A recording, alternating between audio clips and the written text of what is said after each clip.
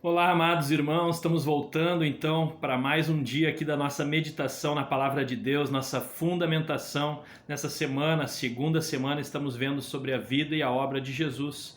Ontem vimos textos preciosos ali sobre Jesus se fazendo um homem, né, vindo em carne. Tem um texto de Hebreus 1, né, capítulo 1, versículos 1 a 3, que nos fala que, havendo Deus outrora falado muitas vezes e de muitas maneiras aos pais pelos profetas, nestes últimos dias nos falou pelo Filho, a quem constituiu o herdeiro de todas as coisas, pelo qual também fez o universo.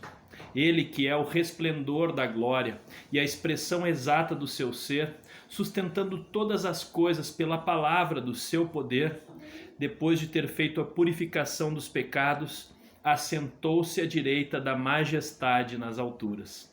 Então, esse Jesus que se fez homem, o próprio Deus Filho, ele veio até nós, né, como homem, venceu todas as dificuldades, obedeceu ao Pai, escolheu sempre ouvir a voz do Pai.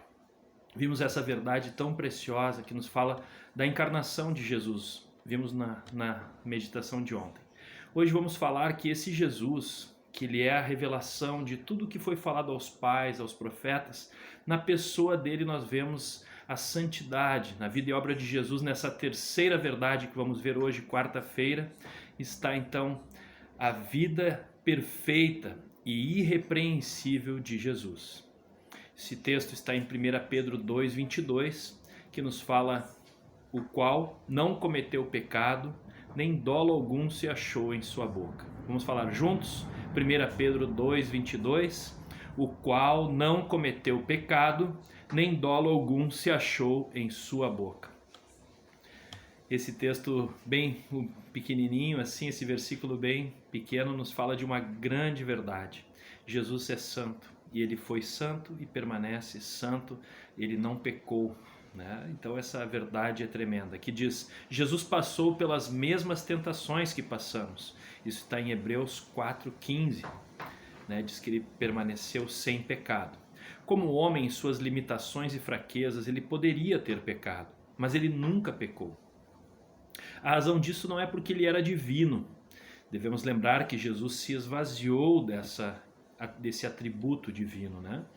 Mas porque sempre decidiu espontaneamente fazer a vontade do Pai, por isso ele nunca pecou, ele escolheu obedecer, né? Vamos ver aqui em João 4,34, vamos ver esse texto importante aqui na palavra, né? Como nos mostra a importância de olharmos para Jesus, imitarmos essa atitude que ele teve. Aqui no versículo 34 diz assim: a minha comida consiste em fazer a vontade daquele que me enviou e realizar a sua obra. Então, em determinado momento que os apóstolos tinham ido buscar comida, ele estava ali no poço, né, de Samaria, ali conversando com a mulher samaritana, falou que ele é a água da vida, e aqui ele disse que tinha uma comida que ele, né, queria mostrar para os apóstolos, queria mostrar para todos nós, que a comida dele, a vontade, a coisa mais primordial para a pessoa era fazer a vontade do Pai e realizar a sua obra. Assim, ele nos deixou o exemplo. Então, Jesus, o Filho do Homem, teve que aprender a obedecer. Em Hebreus 5,8 diz que ele aprendeu na obediência nas coisas que sofreu. Vamos ver ali juntos? Hebreus 5, capítulo 5, versículo 8. Diz assim: embora sendo filho, aprendeu a obediência pelas coisas que sofreu. Então assim é o nosso amado Jesus. Teve que também, como homem, aprender a obediência ao Pai, permanecer obediente ao Pai. Então assim foi que Jesus conseguiu se manter firme, sempre em obediência ao Pai. Aqui diz que ele foi obediente até a morte e morte de cruz. O Pai manifesta do alto o seu contentamento com Jesus, mesmo antes dele iniciar aquilo que chamamos do seu ministério terreno, ao dizer, né? Eis uma voz dos céus que dizia: este é meu filho amado, em quem me comprazo. Por 3 vezes essa voz veio dos céus, veio do Pai, veio diretamente, se agradando já dele como filho. não só porque ele era perfeito, mas porque o amava e sabia que ele tinha capacidade de cumprir o propósito, de permanecer firme, fiel, e assim ele o fez. Então, ele ainda não tinha feito nenhum milagre. Então, qual seria o motivo dessa alegria do Pai? A própria obediência de Jesus. Ele sempre estava vendo, desde da sua tenra idade, da sua infância, ele se revela ali no batismo, né, como o filho, né, que estava sendo batizado por João Batista ali, o filho amado. O pai falou desse filho que tem me obedecido até aqui, né, e ia continuar obedecendo. Então essa obediência de Jesus alegrava o coração do pai. Nada alegra mais o pai que a obediência dos seus filhos. Isso está ali em Samuel 15, né, 1 Samuel 15, 22. Vamos ler esse texto, né? Não temos pressa aí de correr com o nosso estudo. Sei que você que está em casa está acompanhando também esse material. Vai ficar, né, feliz de aprender juntos aí, aprendermos juntos essa palavra. Diz assim, né? 1 Samuel 15, 22.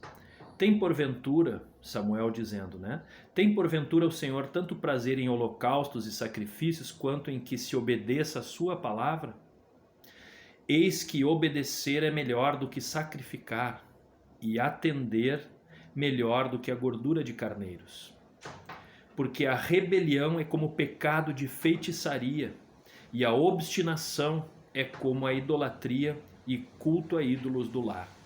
Então o Senhor está nos mostrando que mais do que qualquer sacrifício, qualquer coisa que a gente queira fazer para Ele, o que mais agrada ao Pai é a nossa obediência à sua vontade. Então estamos, né, meditando nessa terceira verdade. Agora a quarta verdade sobre a pessoa de Jesus diz que sua obra foi tremenda e grandiosa. Atos 10, 38, texto precioso aí, né?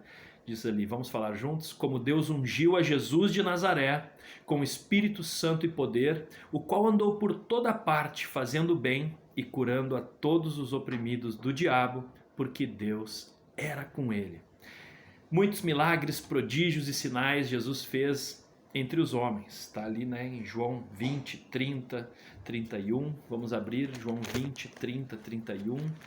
Né, como nos fala a palavra de Deus sobre esses milagres que Jesus fazia por toda parte, ia fazendo bem, curando aos oprimidos do diabo, porque Deus era com ele. Né? Então, João 20, 30, 31, diz assim, na verdade fez Jesus diante dos homens, né, dos discípulos, muitos outros sinais que não estão escritos neste livro.